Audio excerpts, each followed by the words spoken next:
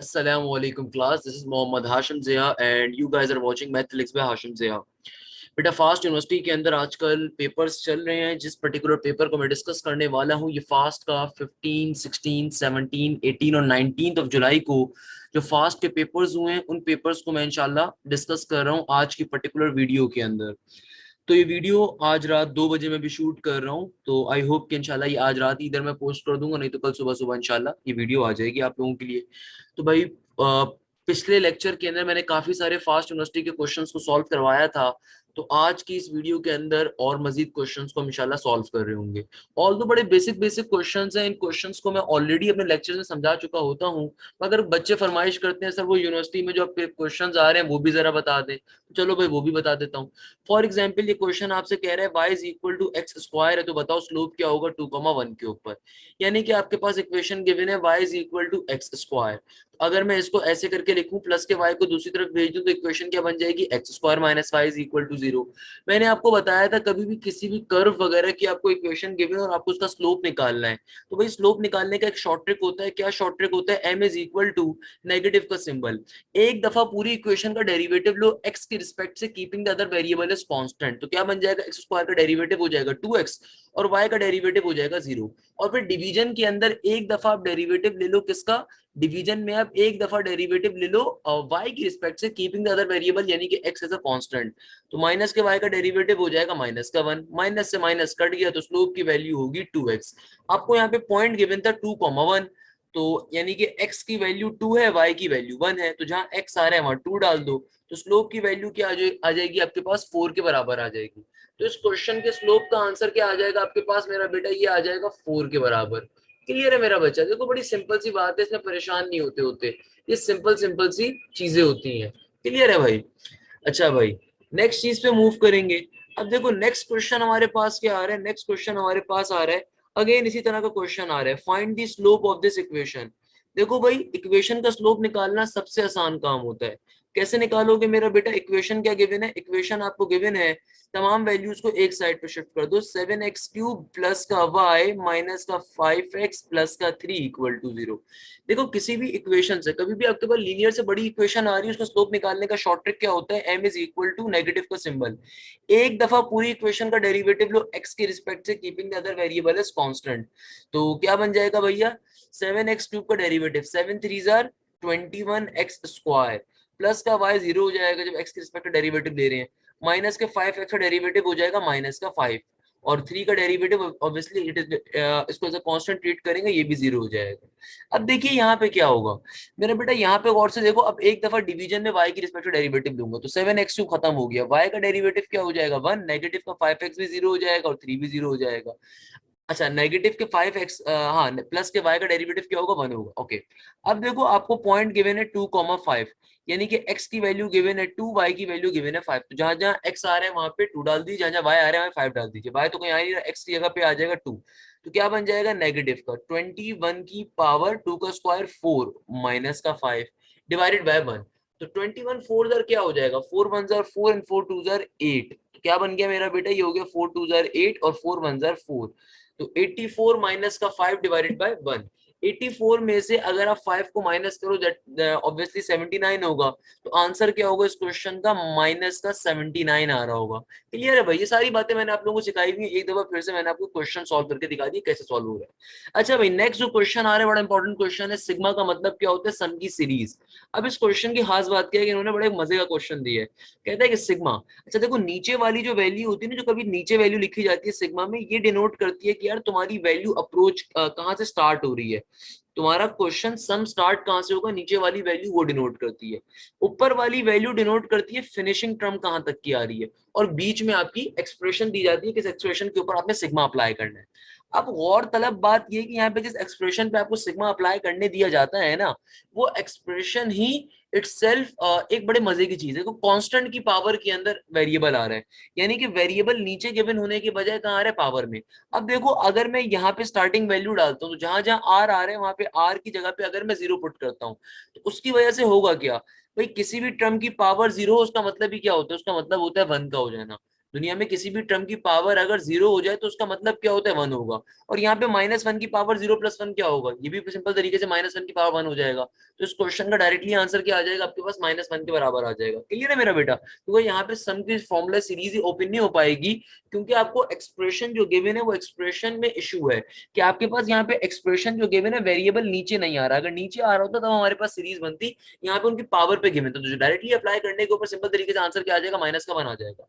Next MCQ हमसे कहता है कि अगर तुम्हारे पास सी का मतलब क्या होता है भाई, अगर तुम्हारे पास जैसे आपके पास इलिप्स या हाइपरबोला के केस में ए होता है मेजर एक्सिस के लिए, बी होता है आपके पास माइनर एक्सिस के लिए, कॉन्जुगेट एक्सिस के लिए, और सी होता है हमारे पास फोसाई वगैरह के लिए। तो कहते हैं कि भाई अगर तुम्हारे पास सी की वैल्यू 2 आ रही है और एसेंट्रिसिटी तुम्हारी किसके बराबर है, हाफ के बराबर है, तो बताओ ऐसी इक्वेशन क्या होगी, इलिप्स ऐसी इक्वेशन क्या कहलाएगी।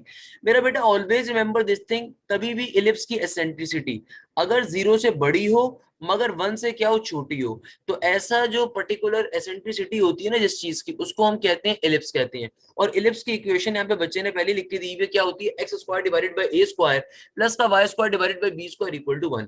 तो भाई ये क्वेश्चन पेपर के रिस्पेक्ट से बड़ा इंपॉर्टेंट है, क्योंकि पेपर में क्वेश्चन बहुत बार आया हुआ है कि एसेंट्रिसिटी दे देते हैं और फिर इक्वेशन मांगता है। क्लियर है मेरा बच्चा? तो आपको ये चीज आनी चाहिए सॉल्व कैसे करनी है। इसी तरीके से आगे बढ़ते हैं अगले क्वेश्चन के ऊपर।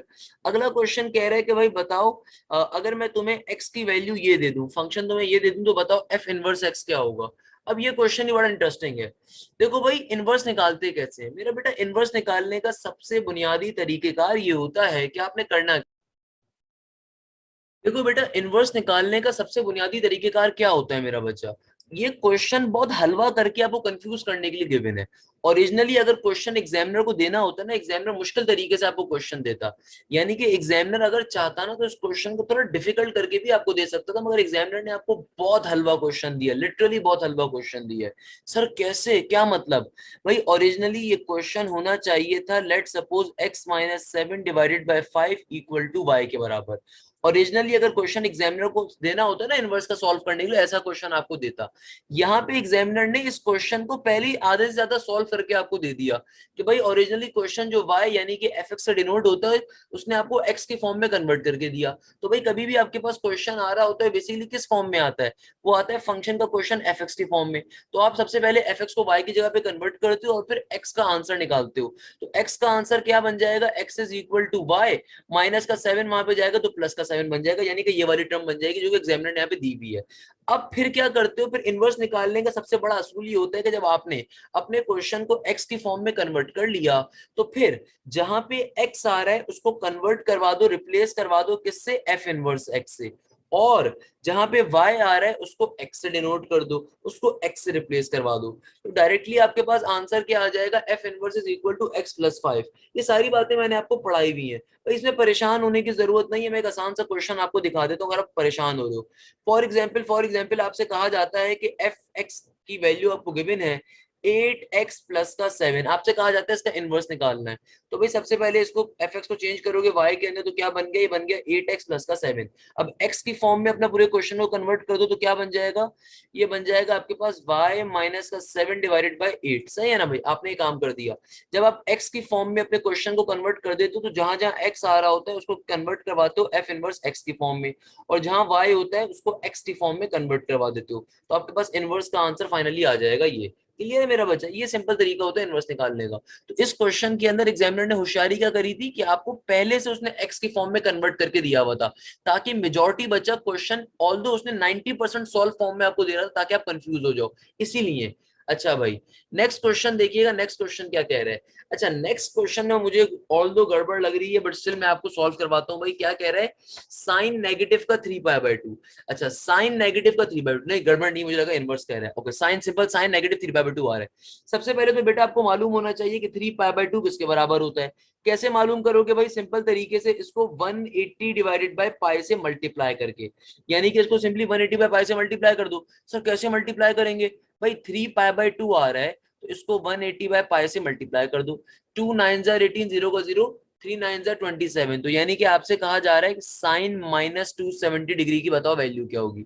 देखो अच्छा एक चीज सबसे पहले आपको मालूम होनी चाहिए, कभी भी साइन का एंगल अगर नेगेटिव हो ना, तो भाई साइन की प्रॉपर्टी होती है कि उस नेगेटिव साइन को बाहर फेंक देता है।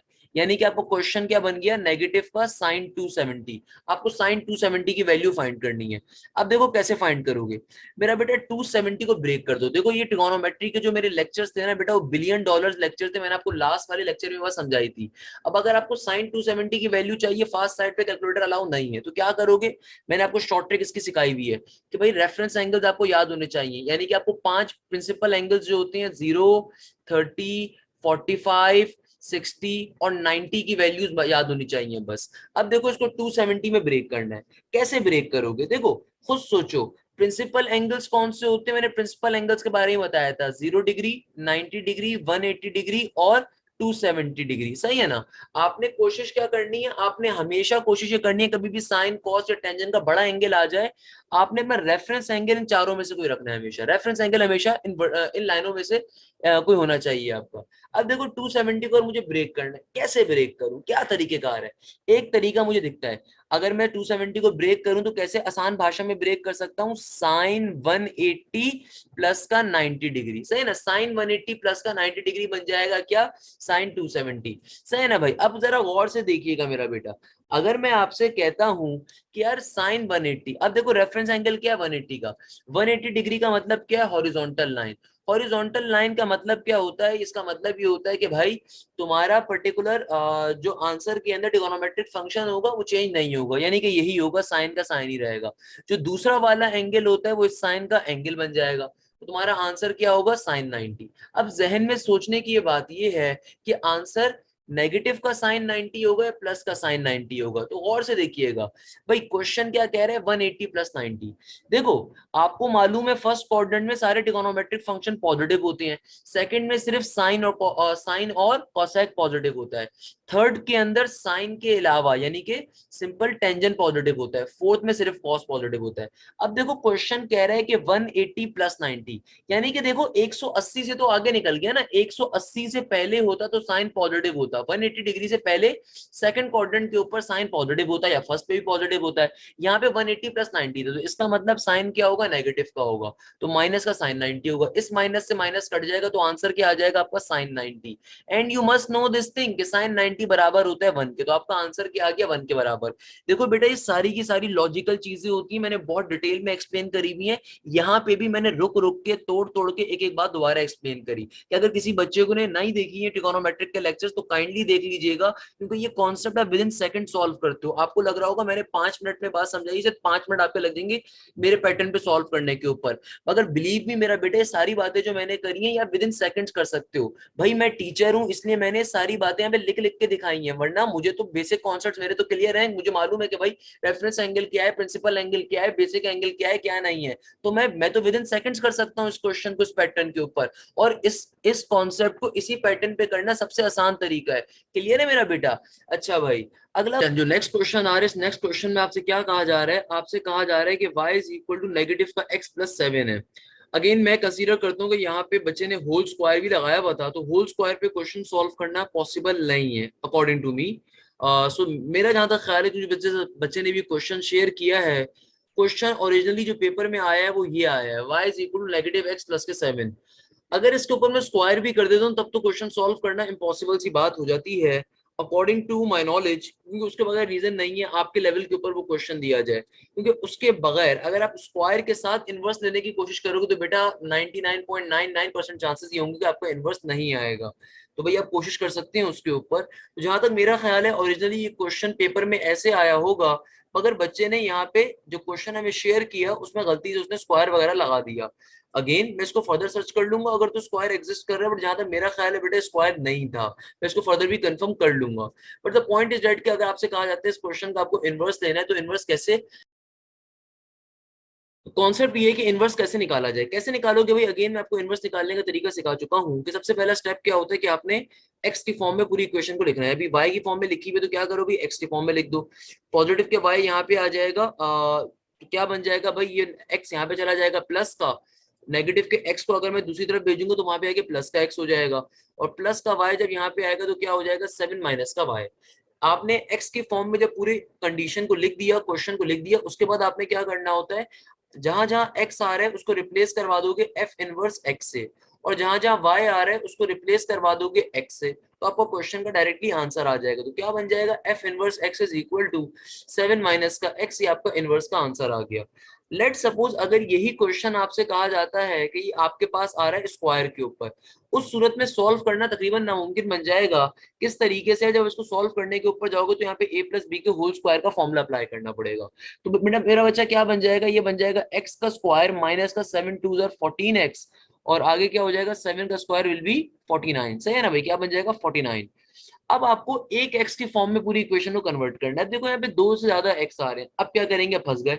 प्लस के 49 को अगर दूसरी तरफ भेजोगे तो क्या बन जाएगा, y माइनस का 49। अब देखो इक्वल टू के इस तरफ क्या आ रहा है, ये आ रहा है हमारे पास अल्लाह भला करे एक्स स्क्वायर माइनस का 14x।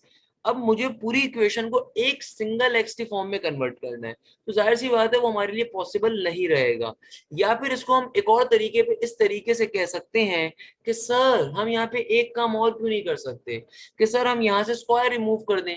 यानी कि कोई बच्चा ये कहता है कि सर हम ये काम क्यों नहीं करते, तो आइए उसको भी देख लेते हैं कि भाई लेट सपोज अगर मैं अंडर रूट ले लेता हूँ, तो यहाँ पे क्या बन जाएगा, ये बन जाएगा y की पावर में क्या आ जाएगा, हाफ आ जाएगा, और इक्वल टू के इस तरफ क्या बचेगा, नेगेटिव का x प्लस का 7। क्योंकि यहाँ पे स्क्वायर आ रहा था पावर में, तो हमने क्या करा, स्क्वायर को रिमूव करने के लिए दोनों तरफ अंडर रूट लिया, और अंडर रूट का मतलब y की पावर हाफ होता है। तो अगर आप इस फॉर्म पे सॉल्व करना चाहो तो यस, ये थोड़ा कंपेरेटिवली इजी आपके लिए बनेगा, और मोस्ट प्रोबेबली आपसे सॉल्व भी हो जाएगा।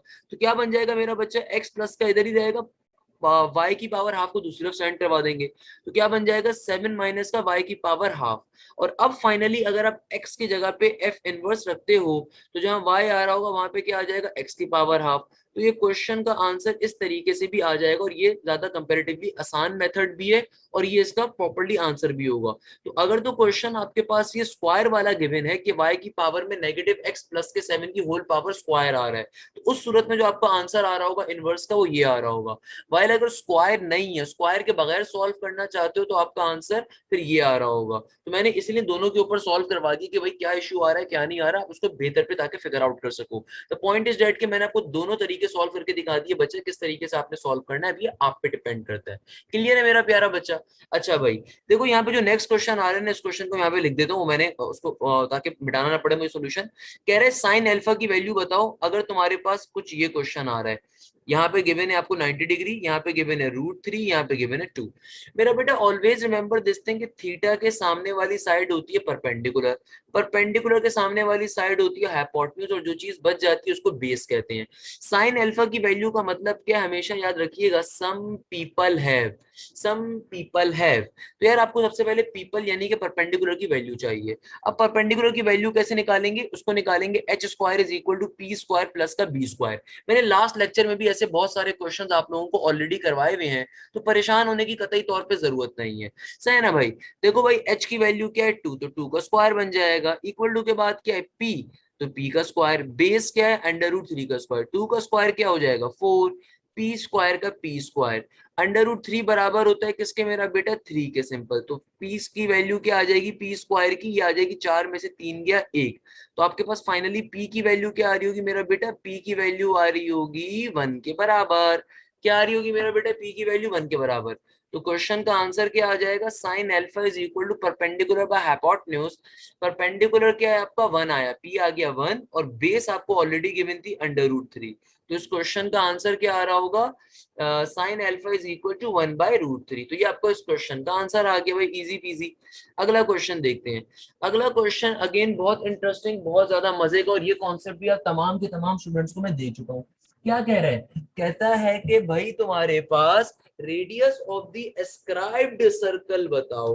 अब हमारा मासूम सा बच्चा परेशान हो जाता है, सर ये एस्क्राइब्ड सर्कल का रेडियस बताना है। बिल्कुल मेरा बच्चा बताना है, इसमें क्या मुश्किल बात है। तो भाई देखो एस्क्राइब्ड सर्कल का रेडियस कौन सा होता है। अच्छा एक और बात भी कर रहा है, अपोजिट टू द वर्टेक्स, तो कोई मसले की बात नहीं है मेरा बेटा। देखो एस्क्राइब्ड सर्कल का जो रेडियस होता है ना, वो क्या होता है हमारे पास, वो होता है r1 is equal to delta divided by s minus a, या उसका दूसरा फॉर्मूला होता है अगर साइड b की रिस्पेक्ट से बनना है तो delta divided by s minus B, या फिर होता है r3 is equal to delta by s minus C. Escribed circle के रेडियस का ये फॉर्मूला होता है। तो करेक्ट आंसर कौन सा होगा, अच्छा इसमें दोनों आपको आंसर्स गिवन है, तो अब आपको थोड़ा सा लॉजिकली सोचना है कि क्वेश्चन आपसे कौन सी बात कर रहा है। कहता है कि भाई अपोजिट टू द वर्टेक्स। अब अगेन आपको क्वेश्चन में बताया हुआ नहीं है। अच्छा, इसने दोनों आंसर्स ही गलत लिखे हुए हैं, यानी कि इसने दोनों आंसर्स मैच किए हुए हैं। R3 की, अच्छा सही है, मैं समझ गया। देखो क्वेश्चन में कहीं भी ये नहीं लिखा हुआ कि आपके पास किस वर्टेक्स के रिस्पेक्ट से बन रहा है, तो अब आप सोच सकते थे सर ऑप्शन बी भी हो सकता है, ऑप्शन सी भी हो सकता है। मेरा बेटा ऑप्शन बी में देखो R2 गिवन है, R2 के अंदर हमेशा साइड बी आती है, R1 में हमेशा साइड ए आती है, R3 में हमेशा साइड सी आती है। तो ये सेकंड नंबर वाला जो फॉर्मूला लिखा हुआ है ना, गलत फॉर्मूला गिवन है कंफ्यूज करने के लिए, तो ऑप्शन बी गलत है। R2 is equal to delta divided by S minus B होता है, S माइनस सी नहीं होता। करेक्ट आंसर क्या होगा, ये वाला होगा। Always remember this thing, ascribed circle के ये तीनों फॉर्मुलाज होते हैं। अगर तो आपसे कहा जाए कि भाई स्पेशल वर्टेक्स है, वर्टेक्स ए के रिस्पेक्ट से बताओ, तो S माइनस ए हो जाएगा।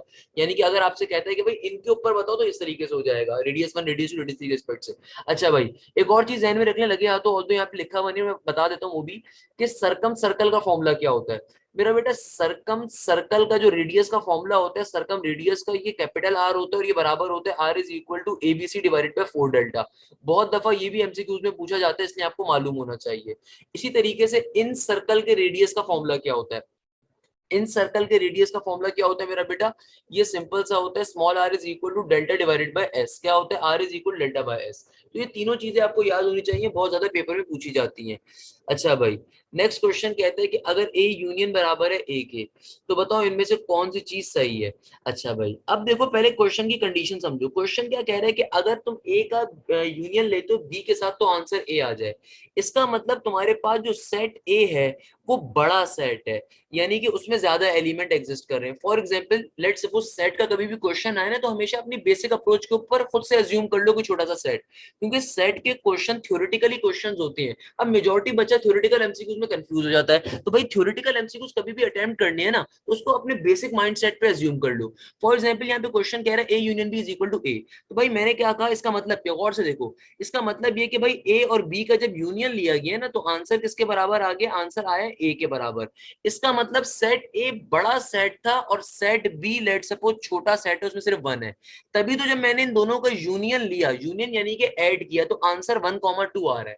इसका मतलब क्या हुआ कि भाई सेट ए सबसेट है बी का, या सेट बी सबसेट है ए का। देखो अगर मैं दो सेट्स का यूनियन लेता हूं, तो आंसर में जो बड़ा सेट होगा, जाहिर सी बात है वो बड़ा सेट है, तो छोटा सेट यानी कि बड़े सेट का क्या यूनियन है, तो ऑप्शन बी करेक्ट आंसर होगा। यानी कि बी क्या है, सब सेट है किसका, सेट ए का। बी छोटा सेट है सेट ए का। क्लियर है मेरा बच्चा, सिंपल सी बात। अच्छा भाई, नेक्स्ट एमसीक्यूज क्या कह रहे हैं, ओ बहुत इंपॉर्टेंट एमसीक्यूज है मेरा बच्चा। क्या कहता है भाई, कहता है अगर 1 माइनस एक्स की पावर में तुम्हारे पास -2 आ जाए, तो बताओ कि भैया थर्ड टर्म क्या होगी। अब अक्सर बच्चा इसमें कंफ्यूज होता है, सर ये टॉपिक कौन सा है, टॉपिक ही नहीं समझ में आ रहा। मेरा बेटा ये क्वेश्चन आ रहा है बाइनोमियल सीरीज का। कहता है कि भाई बाइनोमियल सीरीज गिवन है, बताओ आंसर क्या होगा। भाई मुझसे अगर लेक्चर लिए ना, मुझसे अगर पढ़ा है, तो मैंने तो ये वाली सीरीज भी बताई थी, डायरेक्टली आपको आंसर मालूम होना चाहिए। ऑलवेज रिमेंबर दिस थिंग, कभी भी 1 माइनस एक्स की पावर में -2 आ रहा हो, तो मेरा बेटा इसका आंसर क्या होता है इसका। देखो दोनों टर्म्स नेगेटिव में, यानी कि जो सीरीज ओपन होगी पॉजिटिव वाली ओपन होगी। तो भाई क्या सीरीज होगी, ये होगी 1 प्लस 2x प्लस का 3x स्क्वायर प्लस का 4x cube and it goes on till infinity. तो क्या कह रहे हैं बताओ, थर्ड टर्म की वैल्यू क्या है। तो थर्ड टर्म कौन सी होगी, पहली दूसरी तीसरी। तो थर्ड टर्म कौन सी है, ये वाली, यानी कि आंसर क्या होगा 3x स्क्वायर। थर्ड टर्म की वैल्यू पूछा ना मेरा बेटा, तो ये सिंपल सा आंसर होगा। अगला क्वेश्चन क्या कहता है कि भाई the sum of the infinite series is मुझे ये क्वेश्चन समझ में नहीं आ रहा। Okay, the sum of the infinite series is this and is 100। ये 100 लिखना चाह रहा है, just give me a second. And it first term is 1। Just give me a second मेरा बच्चा। अगेन इसने क्या लिखा हुआ है मेरा बेटा, ये इसने टोटल टोटल जो लिखी है ना, वो समझ से बाला तर है मेरे। The sum of the infinite series is 100 divided by you, find the value of R. अच्छा अभी देखो, मैं क्वेश्चन नहीं समझ पा रहा कि क्वेश्चन ओरिजिनली क्या है, यहाँ पे वर्डिंग लिखी हुई है, बट परेशान होने की जरूरत नहीं है, फिर भी सॉल्व करवाऊंगा। फॉर एग्जाम्पल इसने यहाँ पे लिखा हुआ है कि हमारे पास क्या है, सम ऑफ द इनफिनाइट सीरीज की वैल्यू 100 आ रही है, और जिसकी पहली टर्म क्या है 10 के बराबर है, तो बताओ आर की वैल्यू क्या होगी। अब देखो क्वेश्चन सॉल्व कैसे करोगे मेरा बेटा, सम टू इन्फिनाइट सीरीज का फॉर्मूला होता है आपके पास, ये फॉर्मूला होता है a divided by 1 minus R. अब मुझे एग्जैक्टली नंबर तो नहीं पता कि यहाँ पे पेपर में नंबर क्या आया था, क्योंकि उसने राइटिंग बच्चे की माशाल्लाह से बहुत अच्छी है, तो मगर हम कोई भी नंबर एज्यूम कर लेते हैं भाई, सिंपल सा कॉन्सेप्ट है, मसले की बात थोड़ी है। आपसे कहा जा रहा है कि सम टू इन्फिनाइट सीरीज के अंदर एक वैल्यू गिवन थी, हमने लेट सपोज वैल्यू 100 आ रही है, मुझे 100 समझ में आ रहा है, 100 डिवाइडेड बाय समथिंग लिखा हुआ है, मेरे ख्याल में 100/4 लिखा हुआ है इसने, क्या लिखा हुआ है 100/4। कह रहे सम टू इन्फिनाइट सीरीज की वैल्यू आ रही है 100/4, और कह रहे हैं कि उसकी फर्स्ट टर्म की वैल्यू क्या है 10। तो बताओ आर की वैल्यू क्या होगी, तो आर चुटकी बजा के सॉल्व करने के भाई देखो, ये 1 माइनस आर यहाँ पे डिवाइड हो रहा है, मल्टीप्लाई हो जाएगा, तो 1 माइनस आर मल्टीप्लाई हो गया, ये जो 100/4 यहाँ पे डिवाइड हो रहा था मल्टीप्लाई होगा डिवाइड हो जाएगा, तो क्या बन जाएगा 10 डिवाइडेड बाय 100/4। अब देखो बेटा मैथ्स का बेसिक कॉन्सेप्ट होता है, कभी भी एक से ज्यादा टर्म्स डिवाइड हो जाए सबसे नीचे वाली जो ऊपर जाके रेसिप्रोकेट होकर लिखी जाती है, तो क्या बन जाएगा 10 इंटू 4/100 से, है ना भाई, 10 1 जार 10, 10 10 जार 100, 4 क्या बन गया मेरा बेटा, चलो पहले तरीके से लिख देता हूँ, 1 minus R is equal to 4/10, सही है ना, 2 2 जार 4, 2 5 जार 10, तो आपके पास ये क्या बन जाएगा 1 minus R is equal to 2/5। तो भाई ये आर यहाँ पे नेगेटिव का, वहां पे पॉजिटिव का हो जाएगा, तो मेरा बच्चा इसका आंसर क्या आ रहा होगा 1 माइनस का 2/5 इक्वल टू आर। तो आर की वैल्यू क्या आ जाएगी, एलसीएम लेने के ऊपर 5 में से 2 निकाला, 3/5, तो आर की वैल्यू फाइनली क्या आ जाएगी 3/5 आ जाएगी। क्लियर है मेरा बेटा, सिंपल सा क्वेश्चन था, हमने तरीके से सॉल्व कर लिया। क्लियर है भाई, बहुत ही आसान क्वेश्चन हो गया। अच्छा भाई नेक्स्ट क्वेश्चन देखेंगे, नेक्स्ट क्वेश्चन क्या कह रहा है। नेक्स्ट क्वेश्चन कहता है भाई इंटीग्रेशन लो 1 माइनस साइन एक्स की होल पावर हाफ के ऊपर। नो प्रॉब्लम भाई, कोई मसले की बात नहीं है। क्या कह रहा है इंटीग्रेशन लो, किस पे इंटीग्रेशन लो मेरा बच्चा, 1 माइनस साइन एक्स की होल पावर 5 के ऊपर। अब देखो यहाँ पे आपके पास सबसे पहले नंबर के ऊपर आपको बेसिक कॉन्सेप्ट मालूम होना चाहिए कि इंटीग्रेशन का पावर फॉर्मूला अप्लाई नहीं कर सकते। सर क्यों नहीं अप्लाई कर सकते मेरा बेटा, क्योंकि बाहर आपको डेरिवेटिव नहीं गिवन है साइन एक्स का, बेस का डेरिवेटिव नहीं गिवन है। आपके पास क्वेश्चन क्या आ रहा है, इंटीग्रेशन अप्लाई हो रहा है किसके ऊपर, 1 माइनस के साइन एक्स के ऊपर, होल पावर गिवन है हाफ। तो भाई देखो अगर तो यहाँ पे मुझे इंटीग्रेशन अप्लाई करनी है ना, तो सबसे पहले तो पावर फॉर्मूले को हमेशा चेक करते हैं ना, पावर फॉर्मूले क्या कहता है, बेस का बाहर डेरिवेटिव होना। अब 1 माइनस साइन एक्स का डेरिवेटिव बाहर नेगेटिव के साइन एक्स का डेरिवेटिव नेगेटिव को कॉस एक्स होना चाहिए था, अब बाहर डेरिवेटिव नहीं गिवन, तो इसका मतलब पावर फॉर्मूला तो यहाँ पे फेल हो रहा है, यानी कि इस क्वेश्चन को आप पावर फॉर्मूले में सॉल्व नहीं कर सकते। तो इसको करने की एक शॉर्ट ट्रिक होती है मेरे बेटा, क्या शॉर्ट ट्रिक है कि भाई देखो आपको क्वेश्चन क्या आ रहा है, क्वेश्चन आ रहा है इंटीग्रेशन हाफ का मतलब क्या अंडर रूट, क्या बन गया 1 माइनस का sine x into D x. भाई देखो आपने डबल एंगल फॉर्मूलाज पढ़े हुए, अगर मैं यहाँ पे डबल एंगल फॉर्मूला यूज करूं तो क्या बन जाएगा, ये बन जाएगा 1 माइनस का माइनस एज इट इज। देखो भाई साइन एक्स का डबल एंगल एक फॉर्मूला होता है मेरा बेटा, साइन 2 थीटा का फॉर्मूला किसके बराबर होता है, आपको मालूम है साइन का डबल एंगल फॉर्मूला होता है 2 साइन थीटा कॉस थीटा, ये बात तमाम बच्चों को मालूम होगी, मैंने इंटीग्रेशन के अंदर ये बात सारी पढ़ाई हुई है ट्रिगोनोमेट्री और इंटीग्रेशन में। तो भाई साइन 2 थीटा का फॉर्मूला किसके बराबर होता है, 2 साइन थीटा कॉस थीटा का। तो कभी भी आपके पास अगर सिंपल साइन एक्स आ रहा है तो यहाँ पे हाफ एंगल फॉर्मूला यूज कर सकते हो, तो क्या बन जाएगा, ये बन जाएगा हमारे पास 2 साइन x/2 कॉस x/2। तो मेरा बच्चा है क्या हो जाएगा हमारे पास, इस साइन एक्स की जगह पे हम क्या लिख सकते हैं, 2 साइन x/2 कॉस x/2, सही है ना भाई। अब देखो जब ब्रैकेट को ओपन करेंगे तो हमारे पास क्या होगा, सिंपल तरीके से ये माइनस साइन पूरी टर्म से मल्टीप्लाई हो जाएगा। अब क्या काम करें, अब एक और बड़ा मसले की बात हो जाएगी।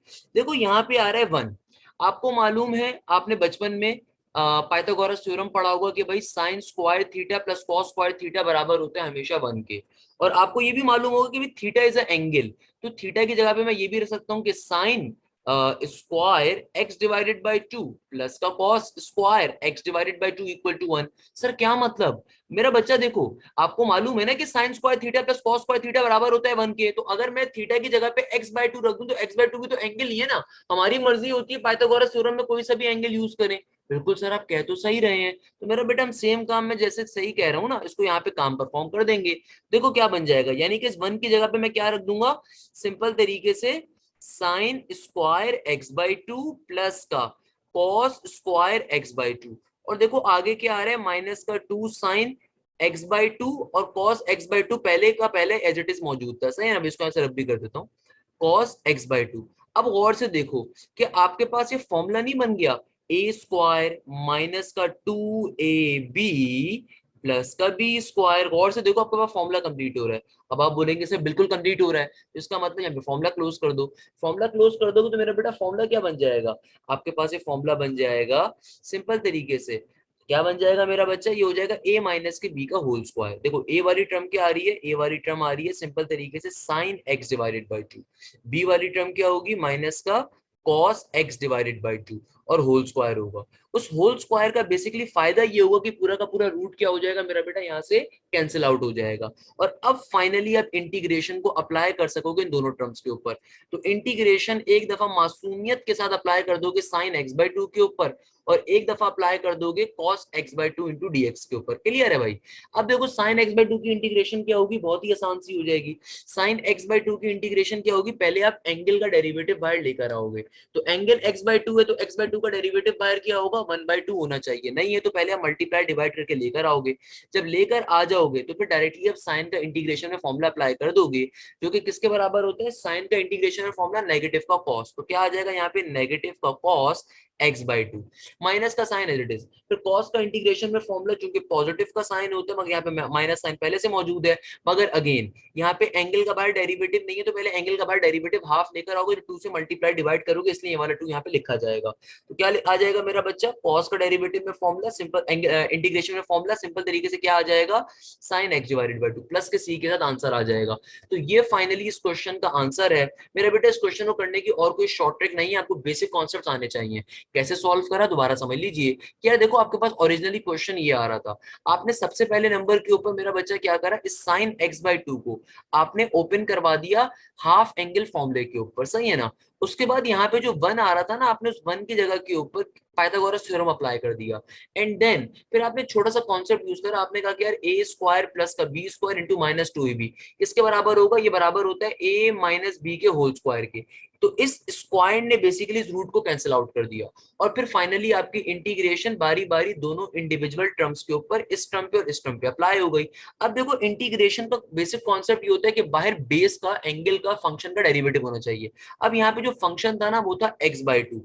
एक्स बाई टू का बाहर डेरिवेटिव नहीं था, तो पहले हम लेकर आए, तो सिंपल तरीके से 2 से मल्टीप्लाई डिवाइड किया, तो ये वाला 2 इसलिए बाहर लिखा गया। और सिंपल तरीके से साइन का इंटीग्रेशन का फॉर्मूला नेगेटिव का कॉस होता है, और इसी तरीके से कॉस के ऊपर काम किया तो कॉस का फॉर्मूला आ गया। क्लियर है मेरा बेटा। सिंपल सा क्वेश्चन था, चुटकी बजा के सॉल्व कर लिया। यार बच्चे बच्चे सॉल्व करते हैं हमारे मुल्क के अंदर मेरा बेटा ऐसे क्वेश्चंस को। क्लियर है भाई। अब किसी बच्चे को यहां तक कोई प्रॉब्लम, कोई मसला, कोई परेशानी मेरे ख्याल में तो भाई नहीं होगी। जब नहीं है ना, तो फिर जल्दी से आगे मूव करेंगे।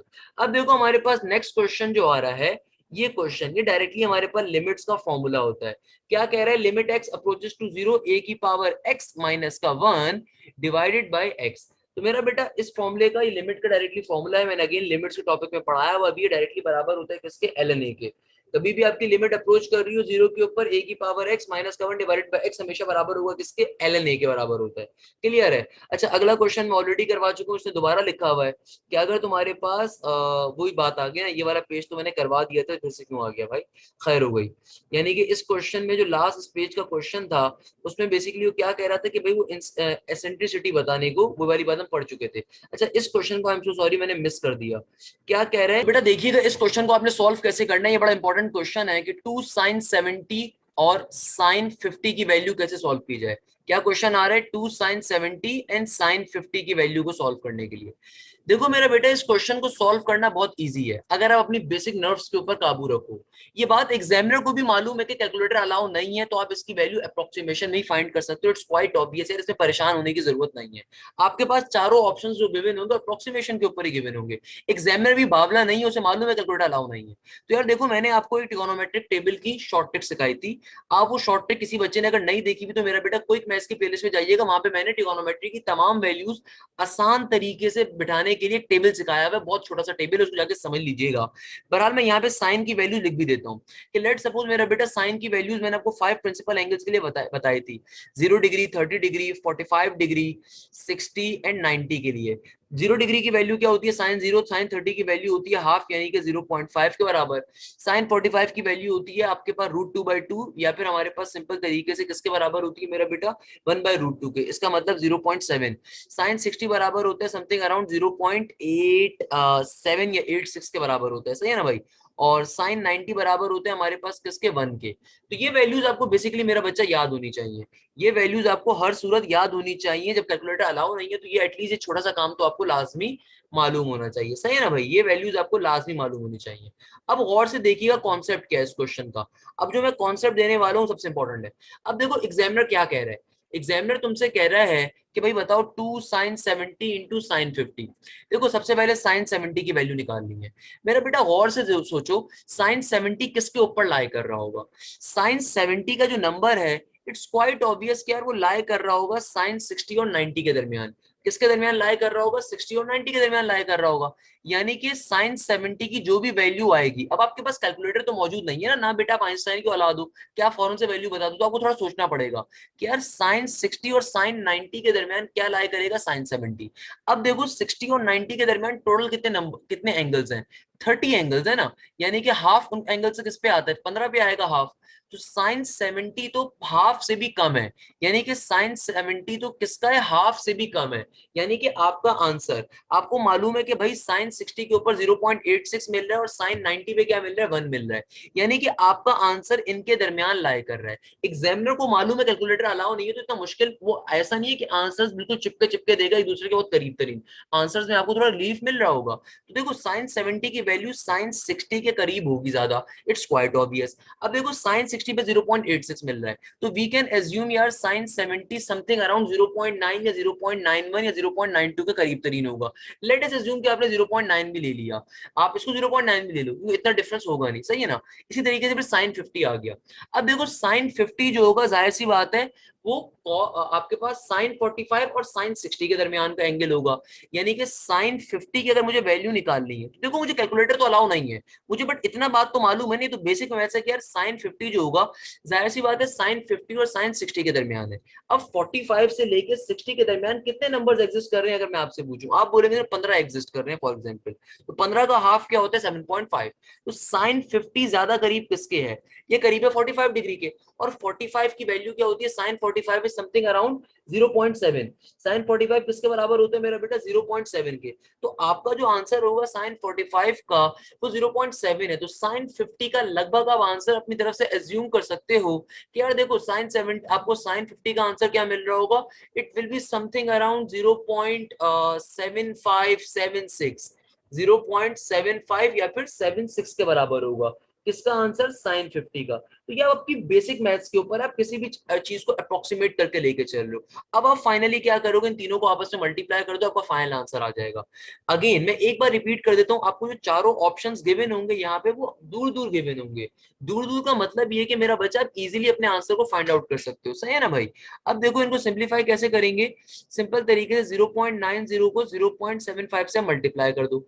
5 0 का 0, 5 9 जर क्या होता है मेरा बेटा 45 का 5 और 4 कैरी, तो 5 0 जर 0 और 4 यहाँ पे इजाफा होके आ जाएगा, क्रॉस का क्रॉस। 7 0 जर 0, 7 9 जर क्या होता है मेरा बेटा 63 का 3 और 6 कैरी, 7 0 का 0 और 6 का 6 आ गया। तो आंसर क्या आ जाएगा, 0 5 4 और 3 आपके पास 7 और 6। हमेशा याद रखिएगा डेसिमल प्लेस जो मल्टीप्लिकेशन होती है ना बड़ी इजी होती है, बस एक चीज का आपने ध्यान रखना होता है कि डेसिमल्स को आप स्टार्टिंग में काउंट नहीं करते। डेसिमल्स हमेशा जो एंड का आंसर आता है उसमें लगते हैं। कैसे, देखो यहाँ पे टोटल डेसिमल कितने आ रहे हैं, पहले वाले नंबर में डेसिमल कितने डिजिट्स के बाद आ रहा है, 2 के बाद, और दूसरे वाले डिजिट में नंबर में भी डेसिमल्स कितने डिजिट बाद है, 2 के बाद। टोटल कितने डिजिट बन गए, 4। तो आंसर में 4 डिजिट पहले आपको डेसिमल लगाना पड़ेगा। तो हमेशा राइट साइड से डेसिमल गिनना स्टार्ट करते हैं, 1 2 3 4, यानी कि डेसिमल यहाँ पर आएगा। तो आंसर क्या बन गया, 0.6750। अब इसको आप 2 से ही मल्टीप्लाई कर दो, तो 2 से ही मल्टीप्लाई कर दोगे तो आंसर क्या हो जाएगा, सिंपल तरीके से अगर मैं इसको 2 से ही मल्टीप्लाई कर दूं, इट्स क्वाइट ऑब्वियस आंसर थोड़ा सा चेंज हो जाएगा। 2 0 जर 0 हो जाएगा, 5 2 जर 10 का 0 और 1, सही है ना। फिर 7 2 जर 14 और 1, ये हो जाएगा 15 का 5 और 1, 6 2 जर 12, सही है ना। 2 का 2, 6 2 जा 12 और 1 13, 3 का 3 आएगा और 1 कैरी। तो आपका फाइनल आंसर इस क्वेश्चन का क्या आ रहा होगा, यानी कि 2 साइन 70 साइन 50 का आंसर क्या होगा, ये बराबर होगा 1.3500 के। आप चाहो तो कैलकुलेटर पे भी इसको सॉल्व कर सकते हो अपनी सेटिस्फेक्शन के लिए कि सर ने सॉल्व सही करवाया पता नहीं गलत करवाया है, तो आपका आंसर भी इसी के लगभग आ रहा होगा, मैं आपको गारंटी दे देता हूँ।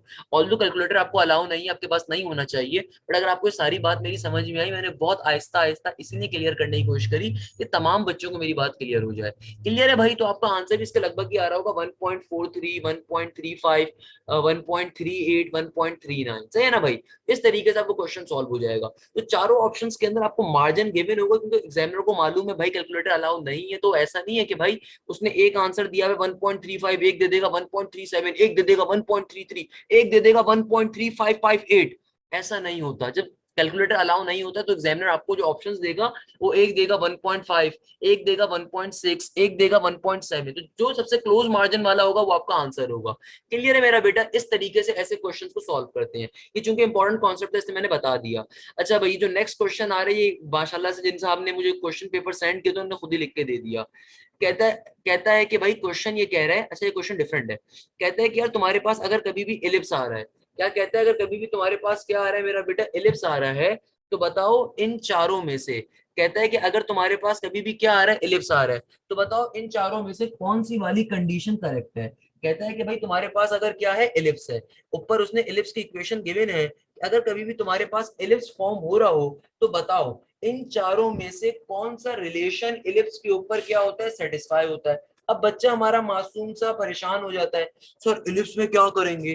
भाई देखो, always remember this thing, ellipse के जो रिलेशन होते हैं वो क्या क्या होते हैं मेरा बेटा। इलिप्स का सबसे पहले relation C is equal to A E, hyperbola में भी यही रिलेशन होता है, यानी कि इलिप्स के अंदर भी होता है c is equal to A E, hyperbola में भी यही होता है।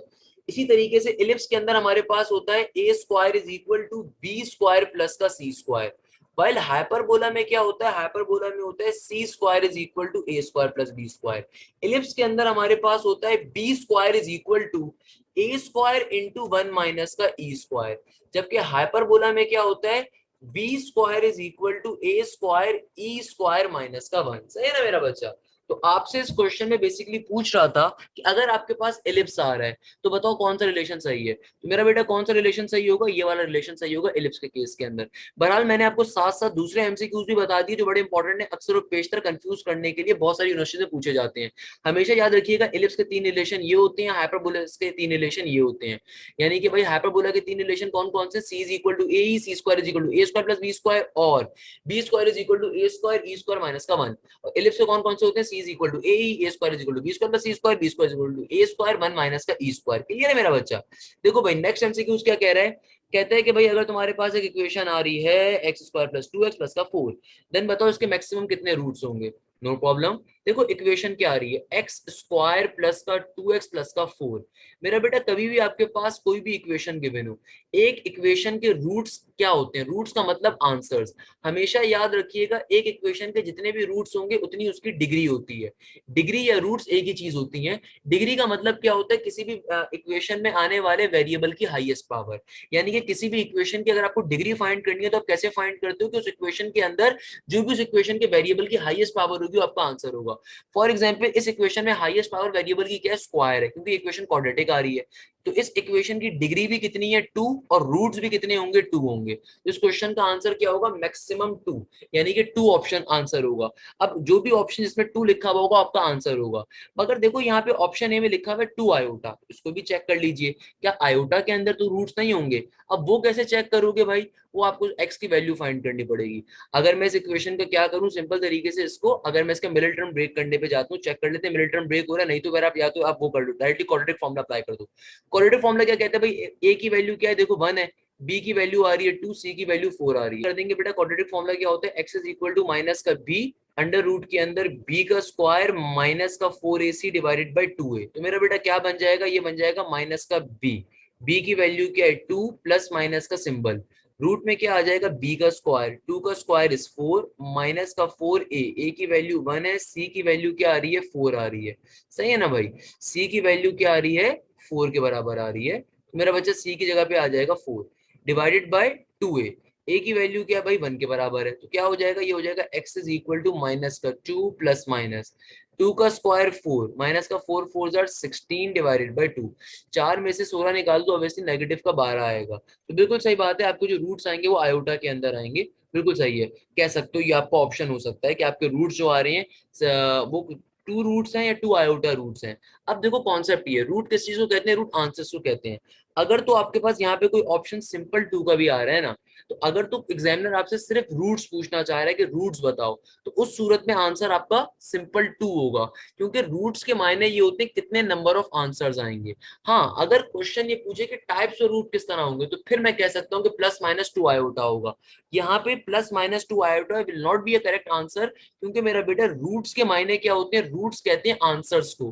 तो डिग्री या रूट्स एक ही टर्म होती है, डिग्री कहते हैं highest power of a variable in an equation, और रूट्स क्या होते हैं, नंबर ऑफ आंसर्स। तो एक इक्वेशन के जितने रूट्स होती हैं उतने डिग्री होते हैं, सही है ना भाई। तो अगर इस इक्वेशन की डिग्री 2 है तो इसके मतलब रूट भी 2 है। तो इसका करेक्ट आंसर क्या होगा, सिर्फ 2 होगा, क्योंकि रूट के सिंपल मायने आंसर्स होते हैं। मगर मैंने सॉल्व करके इसलिए आपको दिखा दिया कि आपको समझ में आए कि कहना क्या चाह रहा था मैं, सही है ना।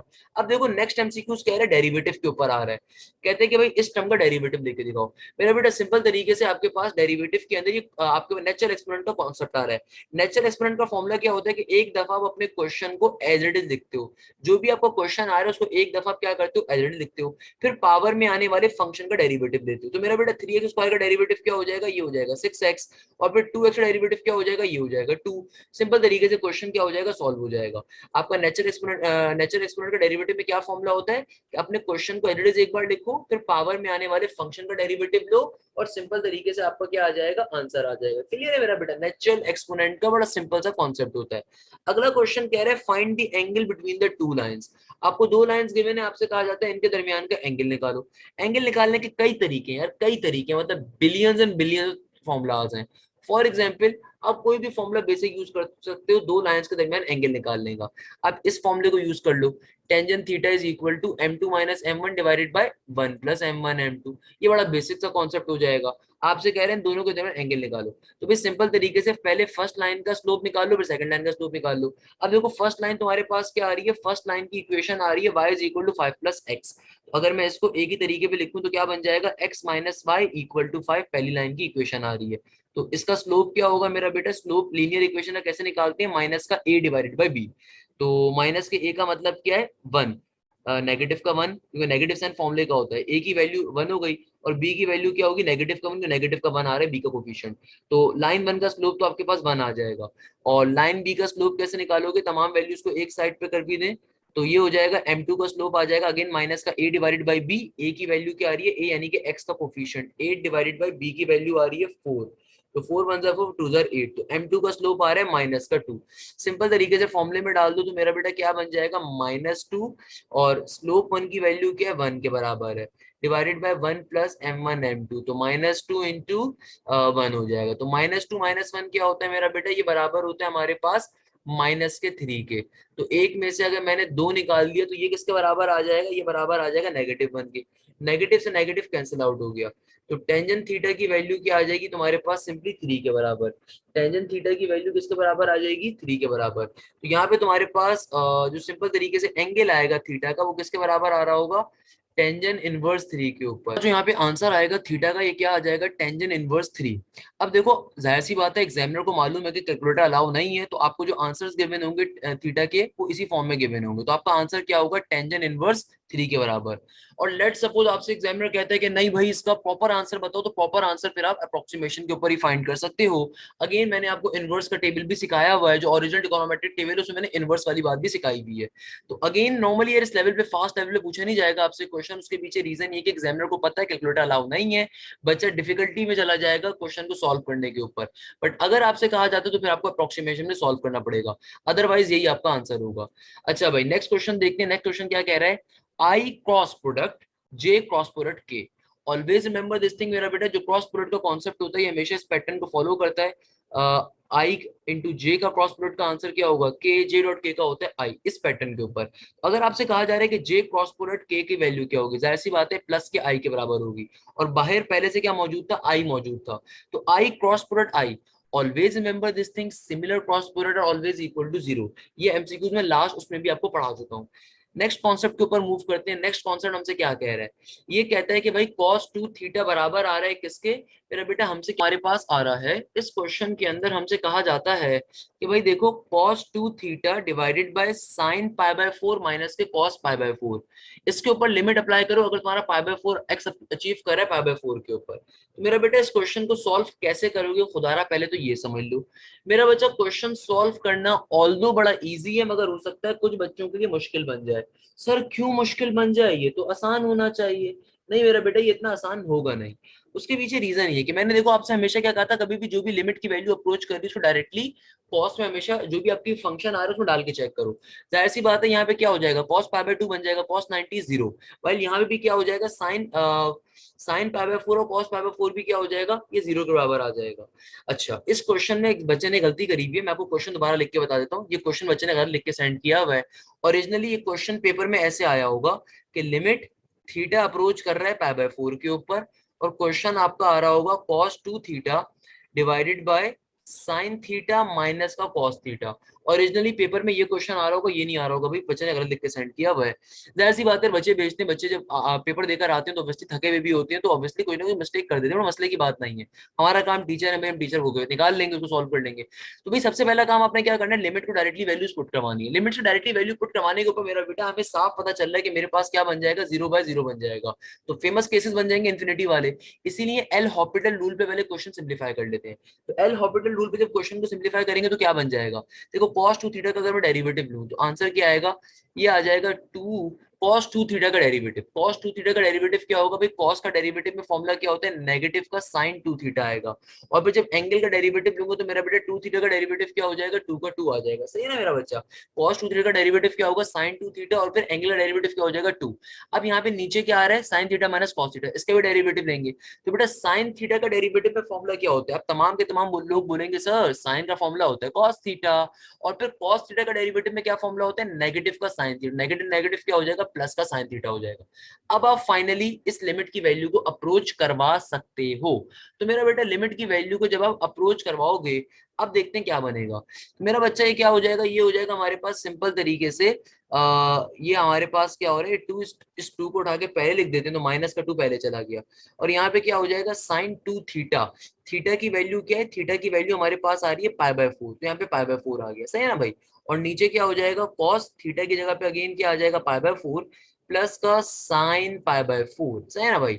अच्छा, पाई बाय 4 किसके बराबर होता है, अगर आपको नहीं पता मेरा बेटा तो मैं बता देता हूँ सिंपल तरीके से। अगर तो आप डायरेक्टली इसको पहले आप रेडियन की फॉर्म में, अगर किसी बच्चे को मसला है तो पहले आप कन्वर्ट कर लो कि सर पाई बाय 4 को क्या करें, कन्वर्ट कर लेते हैं। कैसे कन्वर्ट करोगे, सिंपल तरीके से 180 बाय पाई से मल्टीप्लाई करके, पाई से पाई कट गया और 4 के टेबल में 18 कहाँ पर आता है, आपके पास 4 के टेबल नहीं आ रहा होता, 4 4 16 होता है, और क्या हो जाएगा, 2 कैरी जाएगा। सही है ना भाई, कितना कैरी जाएगा, 2 कैरी जाएगा, और 4 5 क्या होता है हमारे पास 25 होता है। पाई बाय 4 बेसिकली किसके बराबर होता है, 45 डिग्री के। जाहिर सी बात है पाई बाय 4 की वैल्यू 45 डिग्री होती है, आपको ओरिजिनली मालूम होनी चाहिए, पर अगर किसी बच्चे को मसला हो रहा है तो उसने मैंने अलग से भी करके दिखा दिया। यानी कि क्वेश्चन आपका क्या है, 45 डिग्री। अच्छा, तो ऊपर क्या बन जाएगा, 45 इंटू 2, ऊपर बन जाएगा आपके पास साइन 90, और नीचे क्या हो जाएगा, सिंपल तरीके से नीचे हो जाएगा मेरा बेटा कॉस, क्योंकि पाई बाय 4 की वैल्यू 45 है तो 45 प्लस का साइन 45, ऊपर 90 इसलिए बना क्योंकि 45 में 2 से मल्टीप्लाई होगा तो जाहिर सी बात है 90 बन रहा होगा। अच्छा मेरा बेटा देखो, माशाल्लाह से आपको फर्दर सॉल्व करने की नीड नहीं पड़ेगी। क्यों क्यों नहीं पड़ेगी यार, क्या मसले की बात है। मेरा बेटा देखो, क्योंकि साइन 90 बराबर होता है किसके, साइन 90 बराबर होता है 1 के। तो मेरा बच्चा साइन 90 की जगह पे तो क्या आ सकता है, 1 आ जाएगा, तो ऊपर क्या आ गया, माइनस का 2, और नीचे क्या होगा भाई, देखो cos 45 किसके बराबर होता है, और साइन 45, cos 45 और साइन 45 दोनों बराबर होते हैं 1/√2, या फिर इसको आप ये भी कह सकते हो √2/2 के। किसके बराबर होते हैं मेरा बेटा, cos 45 और साइन 45 √2/2 के। तो √2/2 प्लस √2/2 किसके बराबर आ जाएगा, इसको अगर आप बेसिक इनका एलसीएम ले लो तो किसके बराबर आएगा मेरा बेटा, ये बराबर आ जाएगा, नीचे सबके 2 आ जाएगा, ऊपर क्या हो जाएगा, 2√2 हो जाएगा, है ना भाई। तो इस 2 से 2 कैंसिल आउट हो जाएगा, तो आपके पास क्या बचेगा, सिंपल √2 बचेगा। क्या बचेगा मेरा बेटा, सिंपल √2 बचेगा। यानी कि आंसर क्या हो जाएगा आपका, नेगेटिव का 2 डिवाइडेड बाय √2। तो आपके पास यानी कि इस क्वेश्चन की लिमिट को सॉल्व करने पे आंसर क्या आ रहा होगा, नेगेटिव का 2 डिवाइडेड बाय √2। बहुत ही आसान क्वेश्चन है, मैंने एक एक स्टेप आपको करके दिखाया, बहुत धीरे धीरे करके दिखाया, सबको समझ में आए कैसे सॉल्व करा। देखो ओरिजिनल क्वेश्चन आपको मेरा बेटा ये गिवन था, सही है ना। आपने क्या काम करना है, सबसे पहले आपने लिमिट्स की वैल्यूज डाल के चेक करी, आपको साफ दिख रहा है कि यार आपके पास डायरेक्टली आंसर नहीं आ रहा, तो आपने क्या करा, आपने मेरा बेटा ऊपर वाली टर्म का, इस पूरी टर्म का आपने क्या करा, यहाँ पे अलग डेरिवेटिव लिया। एल हॉस्पिटल रूल का कहता है ऊपर वाली टर्म का अलग डेरिवेटिव लो, नीचे वाली टर्म का अलग डेरिवेटिव लो, आपने यही काम करा। उसके बाद आपको जो लिमिट गिवन थी आपने पे डायरेक्टली वो अप्लाई कर देनी है। अब जो आपको लिमिट गिवन है मेरा बेटा, वो क्या गिवन है, देखो भाई लिमिट आपके पास थी π/4, π/4 का मतलब 45 डिग्री, तो ऊपर 45 इंटू 2 हो गया तो sin 90 बन गया, sin 90 बराबर होता है 1 के, तो नेगेटिव का 2 इंटू 1 क्या होगा, नेगेटिव का 2। और नीचे क्या हो जाएगा, cos 45 plus sin 45, cos 45 plus sin 45 बराबर होता है किसके मेरा बेटा, ये बराबर होता है √2/2 के, तो √2/2 प्लस √2/2 बराबर हो गया 1 के। तो यहाँ पे भी क्योंकि √2/2 बन रहा है, यहाँ पे भी √2/2 बन रहा है, ये बराबर हो जाएगा किसके, √2 के। तो आपका फाइनल आंसर आ रहा होगा वो ये आ रहा होगा। क्लियर है मेरा बेटा, इस तरीके से क्वेश्चन सिंपल तरीके से सॉल्व हो जाएगा। नेक्स्ट क्वेश्चन जल्दी से चेक कर लेते हैं। अब नेक्स्ट क्वेश्चन कह रहा है अगर थीटा की वैल्यू आ रही है π/3 और आर की वैल्यू आ रही है ये, तो बताओ लेंथ क्या होगी। मेरा बेटा इसके ये फॉर्मूला होता है simple, S is equal to R theta. तो भाई देखो आर की वैल्यू गिवन है 1 और थीटा यानी कि एंगल आ रहा है रेडियस, रेडियन में हमेशा होता है π/3। डायरेक्टली आंसर क्या आ जाएगा, आपके पास एस की वैल्यू आ जाएगी π/3 के बराबर। एस की वैल्यू क्या आ जाएगी, π/3 के बराबर, यानी कि लेंथ। हमेशा यहाँ पे जो बेटा डिग्री जो आपका एंगल होता है रेडियन के फॉर्म में लिखा जाता है आर थीटा के कॉन्सेप्ट के अंदर। इसको फर्दर सॉल्व करने को अगर एग्जामिनर कहे तो फर्दर भी सॉल्व कर सकते हो। π/2 की वैल्यू एज्यूम कर लोगे, 3.12 डिवाइडेड बाई 3 कर दोगे तो आपका answer something around 1 point something के ऊपर आ सकता है। बट अगेन इतने मुश्किल का आएगा नहीं, सिंपल यही आंसर होगा आपके पास, सही है ना मेरा बेटा। अच्छा जो नेक्स्ट एमसीक्यूज आ रहे हैं बड़ा इंपॉर्टेंट है। कहता है कि अगर तुम्हारे पास एक वेक्टर गिवन है और ये वेक्टर की वैल्यू दी जा रही है something around 9i plus 20j plus 9k। Examiner कहता है कि यार अगर तुम्हारे पास एक वेक्टर आ रहा है 9i प्लस का 20j प्लस का 9k, तो बताओ फॉर व्हाट वैल्यू ऑफ, अच्छा सॉरी ये ए है, I am so sorry, I am so sorry, I am so sorry. Vector क्या गिवन है, हमारे पास एक वेक्टर आ रहा है ai प्लस का 20j प्लस का ak। आगे एग्जामिनर कहता है for what value of a it will be a null vector. Okay, null vector का मतलब यानी कि जीरो वेक्टर, सही है ना भाई। नल वेक्टर किसे कहते हैं, जीरो वेक्टर को। कहता है कि भाई इस पर्टिकुलर वेक्टर के अंदर तुम्हारे पास क्या क्या टर्म्स आ रही हैं, तुम्हारे पास ए की वैल्यूज आ रही हैं, क्या ए की वैल्यूज होंगी कि तुम्हारे पास वेक्टर कैसा बन जाए, नल वेक्टर बन जाए। यानी कि ए की ऐसी वैल्यू बताओ जिसके ऊपर ये वेक्टर क्या बन जाए, नल वेक्टर बन जाए। कोई मसले की बात नहीं है। तो बेटा देखिएगा ये कॉन्सेप्ट बड़ा ही मजे का है और इंटरेस्टिंग भी हो सकता है। अब देखो आपको ऑप्शन में 4 ऑप्शन गिवन होंगे। मेरा बेटा नल वेक्टर होता क्या है भाई, देखो कभी भी किसी भी वेक्टर के अगर तमाम के तमाम कंपोनेंट्स इसके बराबर हो, जीरो के बराबर हो, उस सूरत के अंदर हम क्या कहते हैं कि भाई ऐसा पर्टिकुलर वेक्टर जिसके तमाम के तमाम कंपोनेंट्स जीरो के बराबर हैं। या फिर आसान भाषा में कि अगर मैं इस वेक्टर को किसी क्वांटिटी में ऐड करूं, अगर मैं इस वेक्टर को किसी और वेक्टर के साथ ऐड करूं और आंसर के अंदर मेरे पास क्या आ जाए, बिल्कुल नल प्रोडक्ट बन जाए, जो कि एग्जामिनर चाह भी रहा है कि भाई मुझे बताओ ए की वो क्या वैल्यूज होंगी कि मेरा वेक्टर क्या बन जाए, किसी दूसरे वेक्टर के ऊपर ऐड होने पे क्या बन जाए, नल वेक्टर बन जाए। तो सबसे पहले आपको मालूम है नल वेक्टर होता क्या है। नल वेक्टर कहते हैं कि भाई एक ऐसा वेक्टर जो जिसके पास कोई पर्टिकुलर मैग्नीट्यूड एग्जिस्ट ना करता हो, जिसके पास क्या करता हो, कोई पर्टिकुलर मैग्नीट्यूड एग्जिस्ट ना करता हो, और जिसके पास पर्टिकुलरली कोई लेंथ ना हो, कोई डायरेक्शन जिसकी चेंज ना हो सकती हो, तो मसले मसाइल यानी कि बहुत सारे हों। यानी कि नल वेक्टर उस वक्त अचीव होता है कि अगर मैं किसी भी वेक्टर को उसी की अपोजिट मैग्नीट्यूड से क्या करवा दूं भाई, ऐड करवा दूं, तो मेरे पास आंसर क्या आ जाएगा, जीरो आ जाएगा। अब आपसे यहाँ पे ए की वैल्यू पूछी जा रही है। अब देखो मुझे जहां तक लगता है क्वेश्चन में कोई ना कोई इशू है कि आपको सिंपल तरीके से अगर ये कहा जा रहा है कि भाई बताओ सिंपल ए की वैल्यू क्या है, तो भाई ए की वैल्यू इस पर्टिकुलर केस के अंदर अगर तो वो सिंपल मैग्नीट्यूड निकालने के रेफरेंस से कह रहा है, उस सूरत में तो देखो मेरा बेटा हम ये कह सकते हैं कि यार ए की जो भी वैल्यू होगी ना, वो भाई नेगेटिव बेस होनी चाहिए ताकि प्लस के 20 से खत्म हो जाए और हमारे पास आंसर जीरो आ जाए। उस सूरत में कुछ भी वैल्यू सकती है कि भाई यहाँ पे -10 आ रहा है, again it depends on the answer से किस तरीके से फॉलो अप किया जा रहा है। बट मुझे क्वेश्चन मुझे गड़बड़ लग रही है, इसलिए मैंने आपको कंप्लीटली कॉन्सेप्ट समझा दिया कि यार नल वेक्टर होता क्या क्या नहीं होता। अब अगेन इस क्वेश्चन के अंदर बच्चे ने क्या लिखा हुआ था और क्या लिखने की कोशिश करी है समझाने की, उसमें हमारे पास कंफ्यूजन है कि यार बच्चे ने यहाँ पे क्वेश्चन गलत लिखा हुआ है। बट अगेन जाहिर सी बात है, बच्चा जब पेपर देकर आता है तो हम उसको रिस्पॉन्सिबल नहीं कर सकते कि भाई सही क्वेश्चन लिख के दे। वो बच्चा थका हुआ एक तो पेपर देकर आया है और दूसरे बच्चे की हेल्प करने के लिए वो क्वेश्चन लिख के भी हमें दे रहा होता है, सही है ना। तो पॉइंट इज डेट कि हम यहाँ पे इतना जरूर कह सकते हैं कि इस क्वेश्चन में इतनी गड़बड़ है। या तो मेरा बेटा आपको क्वेश्चन के अंदर ये वेक्टर दिया जाएगा और आपसे कहा जाएगा बताओ इस वेक्टर को अगर मुझे नल में कन्वर्ट करना है तो इन चारों में से किस वेक्टर से सिंप्लीफाई करवाऊं। तो हमेशा याद रखिएगा नल वेक्टर अचीव कब होता है कि यार जब आपके पास अगर मैं एक वेक्टर को दूसरे वेक्टर से ऐड या सब्ट्रैक्ट करवाऊं और आंसर में तमाम चीज जीरो हो जाए, क्योंकि आई कंपोनेंट आई से एड या सब्ट्रैक्ट होगा, जे कंपोनेंट जे से, के कंपोनेंट के से। अगर दो वेक्टर्स को सिंप्लीफाई करने पे आंसर जीरो आ जाए तो it's mean they are the null vectors, यानी कि आंसर क्या है, नल वेक्टर आया। ये कॉन्सेप्ट होता है। अब यहाँ पे एग्जामिनर आपको दो क्वांटिटीज छुपाई हुई और कह रहे हैं कि बताओ ए की वैल्यू क्या होगी। तो ये ऑब्वियसली डिफिकल्ट चीज हो सकती है कि यार या तो हमारे पास नल वेक्टर का ये कॉन्सेप्ट होता है किसी भी वेक्टर के अंदर तमाम के तमाम कंपोनेंट्स का जीरो होना। तो वी कैन से कि यार इस क्वेश्चन में गलती आई तो परेशान होने की मेरा बेटा जरूरत नहीं है। ऑब्वियसली छोटी मोटी गलतियां हो जाती हैं एग्जामिनर से या बच्चे से, बच्चे ने क्वेश्चन लिखा हुआ है। क्लियर है मेरा बेटा? अच्छा भाई, दूसरे आगे अगले क्वेश्चन पे मूव करते हैं। अगला क्वेश्चन देखते हैं क्या कह रहा है। अगला क्वेश्चन कह रहा है कि भाई अगर तुम्हारे पास -1 +1 आ रहा है तो बताओ क्या कहना चाह रहे हैं भाई। क्वेश्चन कह रहा है कि भाई find the x inverse. Okay, अच्छा, फाइंड दी मल्टीप्लीकेशन इनवर्स है, मल्टीप्लीकेशन का सिंबल लिखा है, माशाल्लाह बड़ा लेजेंड बच्चा है भाई ये। अच्छा, क्वेश्चन कह रहे हैं, देखो आपके पास क्वेश्चन दिया जा रहा है कि अगर तुम्हारे पास क्वेश्चन ये आ रहा है -1 कॉमा आयोटा, तो बताओ इसका मल्टीप्लिकेटिव इनवर्स क्या होगा। क्या होता है भाई मल्टीप्लिकेटिव इनवर्स का फॉर्मूला, ए ऊपर आएगा, नीचे ए का स्क्वायर प्लस बी का स्क्वायर, तो वन का नेगेटिव के वन का स्क्वायर वन होगा और बी का स्क्वायर यानी कि आयोटा स्क्वायर हो जाएगा, कॉमा फिर नेक्स्ट वैल्यू को आप नेगेटिव के साइन के साथ लिखते हो तो नेगेटिव का आयोटा आ जाएगा, और यहाँ पे भी क्या होगा, वन का स्क्वायर प्लस बी का स्क्वायर यानी कि आयोटा स्क्वायर। तो आंसर विल बी नेगेटिव का one divided by iota square is -1। यहाँ पे भी मेरा बच्चा नीचे जीरो बन जाएगा और गलती से यहाँ पे भी जीरो आ जाएगा। तो बेसिकली यहाँ पे भी इन्फिनिटी कॉमा इन्फिनिटी आ रहा होगा अगर तो आपको ये क्वेश्चन गिवन था -1 प्लस आयोटा। अगर तो -1 प्लस आयोटा गिवन है उस सूरत में आपको जो आंसर आ रहा होगा वो मल्टीप्लिकेटिव इनवर्स को इन्फिनिटी कॉमा इन्फिनिटी आ रहा होगा इस क्वेश्चन। अच्छा भाई, ये जो क्वेश्चन आ रहा है मेरा बेटा, इस क्वेश्चन के अंदर क्या कहा जा रहा है आपसे। इस क्वेश्चन में आपसे कहा जा रहा है कि भाई there are 20 boys and 8 girls. मुझे पहले क्वेश्चन समझने में टाइम लग गया, पता नहीं क्वेश्चन में ऐसी क्या बात बच्चे ने तो अंग्रेजी लिखी भी है। बॉयज आपको गिवन थे 20 और क्वेश्चन कह रहा है कि आपके पास गर्ल्स की तादाद आ रही है 8 के करीब। एग्जामिनर क्या कह रहा है कि भाई देखो कितने हमारे पास बॉयज आ रहे हैं मेरा बेटा, 20 के करीब बॉयज आ रहे हैं, और गर्ल्स कितनी आ रही है मेरा बच्चा, 8 के करीब आ रही है। जिस इन बॉयज और गर्ल्स के अंदर एक ब्रदर और सिस्टर भी यानी कि भाई बहन सिबलिंग भी बिलोंग करते हैं। कहते हैं कि इस बात की प्रोबेबिलिटी बताओ कि आपको मॉनिटर बनाना है और मॉनिटर इन ब्रदर या सिस्टर में से ही बने। आपसे ये एग्जामिनर क्वेश्चन कह रहा है, लेट सपोज।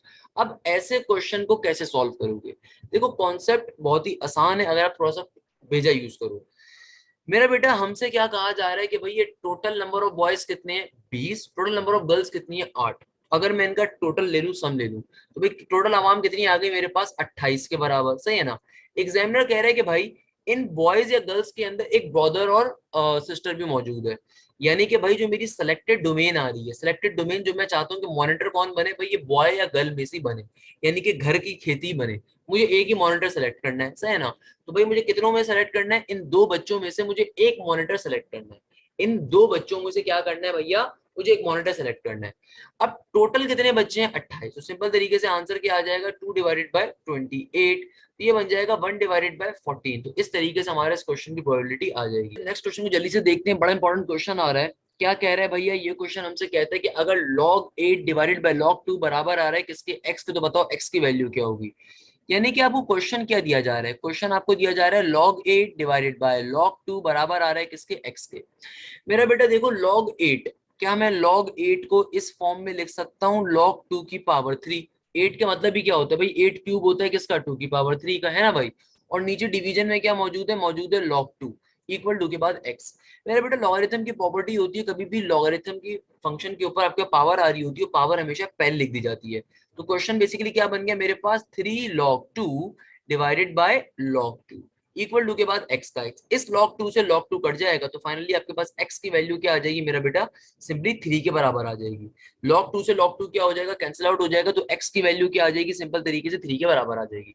और इस तरीके से हमारा क्वेश्चन क्या हो जाएगा, सॉल्व हो जाएगा, सही है ना भाई। अगला क्वेश्चन देख लीजिए, अगला क्वेश्चन भी, अब ये सारे के सारे क्वेश्चन जो आ रहे हैं बड़े बेसिक आ रहे हैं। अच्छा भाई, बेसिक मैथ्स रिलेटेड क्वेश्चन क्या कहता है भाई, कहता है कि हमारे पास आ रहा है बिलियन डॉलर्स का क्वेश्चन है, बहुत ज्यादा इंपॉर्टेंट क्वेश्चन है, ऑल्दो दिखने में बड़ा मासूम लग रहा है। क्या कहता है, कहते हैं अगर कोई अमाउंट है, if some amount first increases by 20% and then decreases by 20%, what is the total increase and decrease in percentage. इस क्वेश्चन को कैसे सॉल्व करोगे। देखो भाई ये क्वेश्चन बड़ा कॉन्सेप्चुअल क्वेश्चन है। फॉर एग्जाम्पल मैं इन तमाम वर्किंग को मिटा देता हूँ यहाँ से ताकि हमारी जगह थोड़ी आसान बन जाए। लेट सपोज मुझसे क्या कहा जा रहा है कि भाई कोई नंबर है, उसके अंदर आपने पहले 20% इंक्रीज हुआ, फिर 20% डिक्रीज हो गया, बताओ कितना परसेंट इंक्रीज या डिक्रीज हुआ टोटल, यानी कि नेट परसेंटेज, नेट इंक्रीज या डिक्रीज बताना है। अच्छा भाई, देखो मेरा बच्चा कैसे सॉल्व करोगे, कॉन्सेप्ट क्या हमारा, मेरा बच्चा सबसे पहले नंबर के ऊपर फॉर एग्जांपल मैं एज्यूम कर लेता हूँ एक्स वो नंबर है जिसके अंदर इंक्रीज या डिक्रीज आया। अगर मुझे इस एक्स का इंक्रीज लेना है 20%, तो इंक्रीज इस एक्स का इंक्रीज क्या आएगा, यानी कि 20% ऑफ एक्स। क्वेश्चन क्या कह रहा है कि हमारा जो पर्टिकुलर एक अमाउंट है ना वो 20% इंक्रीज हुई है, यानी कि हमारी जो पहले अमाउंट थी एक्स उसके अंदर 20% इंक्रीज हुआ, फिर 20% डिक्रीज हुआ। तो मुझे टोटल इंक्रीज और डिक्रीज परसेंटेज बतानी है। तो लेट सपोज मैं कहता हूँ कि इंक्रीज हुआ है मेरा 20% ऑफ एक्स, तो क्या बन गया, ये बन गया जाहिर सी बात है 20 divided by 100 multiply by x. 20/100 क्या हो जाएगा, सॉल्व कर लो तो 1/5 के बराबर आ रहा होगा, 1/5 इंटू एक्स, यानी कि इक्वल टू के बाद मैं क्या कह सकता हूँ, सिंपल तरीके से आसान भाषा में मैं क्या कह सकता हूँ इसको, ये x डिवाइडेड बाय 5 आ रहा है इंक्रीज। पास ये क्या आ गया मेरे पास, ये इंक्रीज नंबर आ गया। बट अगर मैं भी इंक्रीज प्रॉपर्ली इंक्रीज नंबर निकालना चाहता हूँ कि यार टोटल इंक्रीज में पे कितना हुआ है, तो भाई क्या करूंगा, ये जो नंबर आया ये सिर्फ मेरे पास इस बात का है कि 20% जो मेरे पास था उसको मैंने कन्वर्ट किया है। अगर मैं भी इंक्रीज नंबर निकालना चाहता हूँ तो ओरिजिनल नंबर में इस अमाउंट को क्या कर दूंगा, ऐड कर दूंगा, तो मेरे पास 20% इंक्रीज का नंबर आ जाएगा, कितना इंक्रीज हुआ। तो भाई x plus x divided by 5 क्या हो जाएगा, ये हो जाएगा एलसीएम लेने के ऊपर 6x डिवाइडेड बाय 5, यानी कि 20% इंक्रीज अगर मैंने अपनी ओरिजिनल अमाउंट में करी तो मेरे पास ये पर्टिकुलर आंसर आ रहा है। सही है ना भाई, ये मेरे पास आंसर कब आ रहा है, जब मैंने 20% इंक्रीज करा है। कैसे सॉल्व करा, original number for example x आ रहा है, उसका 20% क्या होगा, ये होगा, यानी कि हमने सिंपल तरीके से पहले 20% फाइंड किया, फिर उसको ओरिजिनल नंबर में ऐड करवा दिया तो आंसर आ गया। इसी तरीके से हम डिग्रीज का काम कर लेंगे, कि अगर मुझसे कहा जा रहा है कि भाई डिग्रीज भी 20% हुआ है, तो अगेन हम क्या करेंगे, डिग्रीज के लिए काम करेंगे। अब एग्जामिनर क्या कह रहा है कि भाई हमारे पास जो आपका ओरिजिनल नंबर था, ओरिजिनल टर्म में डिक्रीज कितना हुआ है, 20% का हुआ है, यानी कि 20% किसका, ओरिजिनल टर्म का। तो ये 6x डिवाइडेड बाय 5 जो बेसिकली आया था कि मेरा ओरिजिनल नंबर बन चुका है ना भाई, यानी कि इसमें कितना डिक्रीज हुआ है, 6x/5 का। सिंप्लीफाई कर लेते हैं भाई इसको भी, कैसे सिंप्लीफाई करोगे मेरा बेटा, देखो सिंपल सी बात है, 20% का मतलब क्या है, 1/5 बन जाएगा, 20% का मतलब क्या है, 20 डिवाइडेड बाय 100, 1/5 हो जाएगा, यानी कि 1/5 ऑफ 6x/5। तो भैया सिंपल तरीके से क्या हो जाएगा, ये हो जाएगा सिंपल तरीके से 6x डिवाइडेड बाय 25। तो ये मेरे पास स्पेसिफिकली डिग्रीज अमाउंट आ गई, कितनी डिग्रीज हुई है, 20% के ऊपर। तो अगर मैं अपना नंबर निकालना चाहूँ कि मेरे पास 20% डिग्रीज के बाद नंबर क्या बन रहा होगा, तो वो कैसे निकालूंगा भाई, सिंपल तरीके से 6x डिवाइडेड बाय 25 को माइनस करवा दूंगा किससे, 6x/5 से, मेरे पास वो नंबर आ जाएगा कितना परसेंट डिक्रीज हुआ है।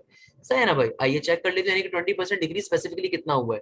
तो क्या आ जाएगा भाई, इसको सिंप्लीफाई कर लूंगा अगर मैं, तो ऑब्वियसली सी बात है ये हो जाएगा एलसीएम लेने पे 5 से मल्टीप्लाई 5 से डिवाइड, तो इट विल बिकम ऑब्वियसली 24 का x डिवाइडेड बाय 25। मैंने नेगेटिव में इसलिए लिखा क्योंकि ऑब्वियसली पॉजिटिव में लिखा जाएगा वो, क्या बन जाएगा 24x डिवाइडेड बाय 25। तो ये बेसिकली मेरे पास अमाउंट आ गई 20% के ऊपर डिग्रीज की। अगर हम मुझे इसकी परसेंटेज निकालनी है, तो परसेंटेज निकालने के लिए क्या करेंगे मेरा बेटा, सिंप्लीफाई कर लेंगे कि नेट डिग्रीज कैसे निकाला जाएगा। नेट डिग्रीज अगर हमें निकालना है तो x में से इस पर्टिकुलर अमाउंट को माइनस करने के बाद इस पूरी टर्म को मल्टीप्लाई करवा देंगे 100 के ज्यादा, आपको स्पेसिफिक आंसर आ जाएगा जो कि आपके पास आ रहा होगा 4% के करीब। दोबारा समझ लीजिए, अगर मैं यहाँ से आपसे कहता हूँ कि यार मुझे नेट परसेंटेज निकालनी है, क्या निकालनी है मेरा बेटा, नेट परसेंटेज। तो नेट परसेंटेज कैसे आएगी या नेट डिग्रीज कैसे आएगा, कि जो ओरिजिनल नंबर है उससे मैं इस डिग्रीज को माइनस कर देता हूँ। ये जो मेरे पास डिग्रीज बना है ना, इस डिग्रीज को मैं ओरिजिनल नंबर में से माइनस कर देता हूं, तो क्या बन जाएगा x माइनस का 24x डिवाइडेड बाय 25। भाई इससे फायदा क्या हुआ, क्या आंसर आ जाएगा, इससे आंसर आ जाएगा सिंपल x डिवाइडेड बाय 25। अब अगर मुझे इसकी परसेंटेज निकालनी है, तो परसेंटेज निकालने के लिए हम क्या करते हैं, सिंपल तरीके से इसको मल्टीप्लाई बाय 100 और मल्टीप्लाई बाय क्या कर देंगे, 1 डिवाइडेड बाय x से मल्टीप्लाई करवा देंगे। तो मेरा बच्चा क्या बन जाएगा, x से x तो कैंसिल आउट हो जाएगा, सिंपल तरीके से 100/25 का मतलब क्या है, ये आ जाएगा 4% हमारा फाइनली आंसर आ जाएगा। दोबारा समझ लीजिए, क्वेश्चन बहुत ज्यादा इंपॉर्टेंट है, मैं दोबारा रिपीट कर देता हूँ। देखो इस क्वेश्चन में आपसे क्या कह रहा है कि यार आपके पास एक ओरिजिनल अमाउंट कोई भी है, उसके अंदर 20% इंक्रीज हुआ और फिर 20% डिक्रीज हुआ। तो सबसे पहले हमने क्या कहा, 20% अगर इंक्रीज हुआ है ना, तो हमने कहा कि यार देखो 20% इंक्रीज का मतलब क्या, 20 divided by 100 multiply by that particular number. मेरे पास आंसर क्या आ गया, x डिवाइडेड बाय 5 आ गया। अब मैंने इस x डिवाइडेड बाय 5 को ओरिजिनल नंबर में ऐड करवा दिया, तो मेरे पास बेसिकली ओरिजिनल इंक्रीज की अमाउंट आ गई जो कि आ रही थी 6x/5 की। इसी तरीके से डिग्रीज के ऊपर गए, डिग्रीज पे कहा जाता है कि 20% डिग्रीज हुआ है आपके नंबर से। अब देखो 20% डिक्रीज किससे लोगे, जो आपको ओरिजिनल नंबर था उससे डिक्रीज लोगे, जाहिर सी बात है पहले उसमें इंक्रीज आया फिर इस नंबर में एक स्पेसिफिक अमाउंट पे पहुंचने में डिग्रीज आ गया 20% का ही। 20% एक्स से नहीं लिया जाएगा, किससे लिया जाएगा? 6x/5 से। 6x/5 से क्यों ले रहे भाई? सिंपल एक्स इसलिए नहीं ले रहे क्योंकि मेरा बेटा पहले एक्स में 20% का इजाफा हुआ था, फिर डिक्रीज हो रहा है ना। तो जिस जब इजाफा हुआ है तो इजाफे वाली अमाउंट कौन सी है? ये आ रही है 6x/5 की। तो इसीलिए इसका हमने क्या करा? डिक्रीज भी लिया। डिक्रीज लेने पे जो आंसर आ गया ये क्या आ गया? 6x/25। अब इस 6x/25 को हमने क्या करा? हमने सिंपल तरीके से ओरिजिनल अमाउंट में से माइनस करवा दिया, ताकि मेरे पास फाइनली ये आ जाए भाई कितना डिक्रीज हुआ है। सिंपल कितना डिक्रीज वाली अमाउंट आ जाए, यानी कि ओनली डिक्रीज वाली अमाउंट आ जाए, जो कि हमारे पास क्या है? 24x/25 आ गई। एंड देन फिर हमने नेट परसेंटेज डिक्रीज निकालने के लिए क्या काम करा? जो ओरिजिनल नंबर था, यानी कि ओरिजिनल नंबर x था, उससे सिर्फ डिग्रीज वाली अमाउंट को माइनस करवा दिया। उस सूरत में हमारा जो आंसर आया वो क्या आया? सिंपल x/25 आ गया। अब जो ये x/25 आया, चूंकि मुझे परसेंटेज में कन्वर्ट करना था, तो मैं सिंपल तरीके से इसको एक बार 1/x से मल्टीप्लाई किया और एक दफा 100 से मल्टीप्लाई कर दिया, ताकि हमारे पास क्या आ जाए? परसेंटेज आ जाए। उस परसेंटेज को फाइंड हमने इजीली कर लिया, ताकि x से x कैंसिल आउट हो जाए तो अननोन तो कैंसिल आउट हो जाएगा। तो यहाँ पे हमारे पास 100/25 क्या हो गया? 4% हो गया। इस तरीके से फाइनली हमारे पास क्या हो गया मेरा बेटा? हमारा फाइनली आंसर आ गया 4% के करीब। अच्छा भाई, जो नेक्स्ट एमसीक्यूज आ रहे हैं इसको मैं लास्ट वाली वीडियो के अंदर, फास्ट वाली वीडियो में पहले सॉल्व करवा चुका हूँ, इसलिए मुझे सॉल्व करवाने की नीड नहीं है। नेक्स्ट एमसीक्यूज कहता है कि भाई देखो, अगर log 2 की वैल्यू तुम्हारे पास आ रही है 0.452, तो बताओ log 2 64 इक्वल टू x की वैल्यू क्या होगी? अब ये क्वेश्चन थोड़ा सा अजीब सा इसलिए हम कह सकते हैं कि यहाँ पे एक तो एग्जामिनर ने पहले बताया नहीं कि अननोन क्या है। सिंपल लिखा हुआ है log बेस 2। यहाँ पे फंक्शन कोई नहीं गिवन है, तो वी कैन से कि यहाँ पे कोई भड़ मारा हुआ है बच्चे ने। अच्छा भाई, दूसरी टर्म को देख लेते हैं। दूसरी टर्म गिवन है, सिंपल log 2 64 की वैल्यू कह रहा है, बताओ अगर इक्वल टू x के बराबर तो आंसर क्या होगा? क्वेश्चन हमारा क्या बन रहा है? क्वेश्चन बन रहा है log 2 और फंक्शन क्या आ रहा है 64 का इक्वल टू के बाद x। अब देखो क्वेश्चन कैसे सॉल्व करोगे। हमारे पास बेस पावर कॉन्सेप्ट होता है लॉगरिथम के अंदर, कि भाई जो भी बेस आ रही है उसकी पावर में इक्वल टू के इस तरफ जो भी वेरिएबल है वो चला जाएगा, और जो फंक्शन होगा वो इक्वल टू के दूसरे लिखा जाएगा। अब खुद मुझे बताओ 2 की किस पावर के ऊपर 64 मिलता है? देखो 2 की पावर 5 क्या होता है? 32। तो 2 की पावर 6 क्या होगा? 64। सिंपल सी बात है। यानी कि 2 की पावर 6 के ऊपर आपको क्या मिलता है? 64। तो इक्वल टू के आमने सामने जब कभी मेरा बेटा बेसिस सेम होती है, उनकी पावर्स हमेशा क्या हो जाती है? इक्वेट हो जाती है। तो आपके पास सिंपल तरीके से क्वेश्चन का आंसर क्या आ जाएगा? एक्स की वैल्यू क्या आ जाएगी मेरा बेटा? सिंपली 6 के बराबर आ जाएगी। नेक्स्ट एमसीक्यूज कह रहा है कि भाई 4 दफा क्या कह रहा है भाई? 1111 डिवाइडेड बाय 11 डिवाइड बाय 101। अच्छा भाई, इस क्वेश्चन को कैसे सॉल्व करोगे? एग्जामिनर क्या कह रहा है? 111 इसको डिवाइड करवाओ 11 से, और फिर होल डिवीजन के नीचे क्या मौजूद है? 101। तो भाई मैथ्स का बेसिक कॉन्सेप्ट यूज करेंगे। देखो मैथ्स का बेसिक कॉन्सेप्ट क्या? एक से ज्यादा चीजें डिवाइड होगी, उससे नीचे पे रेसिप्रोकेट होकर लिखी जाती है। तो ये क्या बन जाएगा? ये बन जाएगा 11 11 डिवाइड बाय 11, और ये ऊपर जाके रेसिप्रोकेट होकर लिखा जाएगा 101 के फॉर्म में। अच्छा भाई, इसको पता सिंप्लीफाई करवा दो। 11 के टेबल को अगर मैं इसको 111 को डिवाइड करवा दूं किससे? 111 से, तो आंसर क्या आएगा? अब ये कॉन्सेप्ट की बात है मेरा बेटा। ऑलवेज रिमेंबर दिस थिंग कि 1111 डिवाइडेड बाय 11 किसके बराबर होगा? 101 के बराबर होगा। सर कैसे? मेरा बेटा देखो, अगेन 11 1 जार 11, मगर चूंकि दूसरी वाली जो वैल्यू आ रही है वो डायरेक्टली हमारे पास 11 के टेबल में आती है, तो हम डायरेक्टली 11 1 जार 11 ही लिखेंगे। क्योंकि दूसरा पूरा नंबर मुझे 11 के टेबल में मिल रहा है, तो यहाँ पे बीच में आता है 0 और फिर आता है 11 का टेबल पढ़ा जाएगा। ये बात आप बचपन में क्लास 5 क्लास 6 और नर्सरी क्लास में पढ़ते हुए आ रहे हो कि लेट सपोज अगर आपके पास कभी भी पूरा एक नंबर आपको एक साथ मिल रहा है ना, तो कभी भी आप पूरे नंबर को डायरेक्टली सिंप्लीफाई नहीं करते, बल्कि जैसे फॉर एग्जांपल 11 1 से 11 हो गया। अब 11 के टेबल में आपको पता है दोबारा 1 के ऊपर 11 आएगा, मगर आप डायरेक्टली 1 नहीं लिख सकते भाई यहाँ पे, क्योंकि पूरा नंबर चूंकि ले रहे हो तो एक बार 0 लिखा जाएगा। मैथ्स का बेसिक कॉन्सेप्ट होता है। फिर आप 11 1 से 11 करोगे। अब देखो नीचे डिवीजन में क्या आ रहा है? 101। तो 1 0/1 क्या हो जाएगा? सिंपल 1 के बराबर आ जाएगा। क्वेश्चन का आंसर क्या आ जाएगा? सिंपली 1 आ जाएगा। इसी तरीके से नेक्स्ट एमसीक्यू आपसे कह रहे हैं कि अगर तुम्हारे पास सीरीज आ रही है 3 7 15 27 43 60, तो बताओ एक्स की वैल्यू क्या होगी? देखो भाई 3 से 7 के दरमियान कितने का गैप आ रहा है? 4 का आ रहा है। अगर मैं आपसे कहूँ मुझे सोच के बताओ 7 से लेके 15 के दरमियान किसका गैप आ रहा है? आप बोलोगे सर 8 का आ रहा है। अगर मैं देन आपसे कहता हूँ चलो सोच के बताओ 15 से लेके 27 के दरमियान किसका गैप आ रहा है? अब आप सोच के बोलोगे सर 15 से 27 के दरमियान ये आ रहा है आई गेस 12 का। फिर मैं आपसे कहता हूँ चलो अच्छा अब मुझे बताओ 27 से लेके 43 के दरमियान कितने का गैप आ रहा है? आप बोलोगे सर ये आ रहा है तकरीबन 16 का। ओके, मैं फिर आपसे पूछता हूँ चलो बताओ 43 से 63 के दरमियान कितने का गैप होगा? यानी कि 43 से 63 के दरमियान गैप कितने का होगा? आप बोलोगे सर ये 20 का है। अब कह रहा है कि बताओ 63 से यानी कि x का नंबर क्या होगा। यानी कि अगर इस पैटर्न को फॉलो करो तो भाई देखो पैटर्न क्या बन रहा है, 4 8 12, क्या बन रहा है 4 8 12 16 20। यानी कि आपके पास हर गुजरती टर्म के अंदर जो बेसिकली डिफरेंस आ रहा है, गैप आ रहा है नंबर्स का, वो कितने का आ रहा है, 4 4 का आ रहा है। यानी कि 3 से 7 के दरमियान जो गैप था वो 4 का था, सही है ना।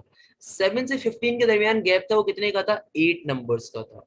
यानी कि गैप आपका इंक्रीज हो गया, टेबल भी इंक्रीज हुआ, गैप भी इंक्रीज हुआ, यानी कि इजाफा हो गया, 4 + 4 8 हो गया। अब देखो अगला जो गैप आ रहा है ना वो कितने का आ रहा है, 12। यानी कि पिछला जो गैप का इजाफा था वो 8 का था, और नेक्स्ट वाला जो गैप रिलेशन है वो 4 का है। तो 8 + 4 12। अगला देखो पिछला वाला 12 का था और फिर 4 का इजाफा 16 हो गया। अगला देखो 43 से 63 के अंदर 16 था पिछले वाले का गैप, और इसका 4 कितना हो गया, 20 हो गया। अब देखो इसका 63 से अगला नंबर किस पे आएगा, पिछले वाले का 20 + 4 63 + 24 कर दो। 63 + 24 अगर आप कर दो तो आंसर क्या होगा, 87। यानी कि x की वैल्यू क्या होगी, 87। क्लियर है। तो इस तरीके से आपकी सिंपल तरीके से सीरीज बन गई। अच्छा भाई, नेक्स्ट सीरीज जो आपसे कह रहे हो, कह रहे 0,7,26 बताओ x के बराबर होगा। अब देखो ये जो सीरीज आ रही है थोड़ी मुश्किल भी हो सकती है। पहला नंबर गिवन है 0 के ऊपर, दूसरा गिवन है 7 के ऊपर। 0 से 7 तक का डिस्टेंस तो 7 का ही होगा। फिर आगे गिवन है 7 से 26 तक का डिस्टेंस। 7 से 26 का मतलब ये कि 19। अब ये खाली दो ही नंबर्स गिवन है, बच्चा बाकी सीरीज या तो भूल चुका है या फिर इस सीरीज के अंदर बच्चे ने गलती करी हुई है। अब दो सीरीज के ऊपर आप थर्ड नंबर तो फाइंड करना इम्पॉसिबल सी बात होती है, जब तक आपको अगला नंबर ही नहीं पता तो क्या करोगे भाई। तो इसीलिए या तो इस क्वेश्चन में गलती आ रही है, अब सीरीज कैसे फाइंड करोगे। अब एक ही तरीका है कि भाई तुम इसके ऊपर अपनी मर्जी को मंजन डाल दो, क्योंकि और तो कोई तरीका मुझे दिख नहीं रहा, क्योंकि इसको मुझे मेरे ख्याल में बच्चे ने बाकी की सीरीज गायब करी हुई है। तो भाई इस तरीके से हम लोगों ने इस पहले पेपर के तमाम एमसीक्यूज को सॉल्व कर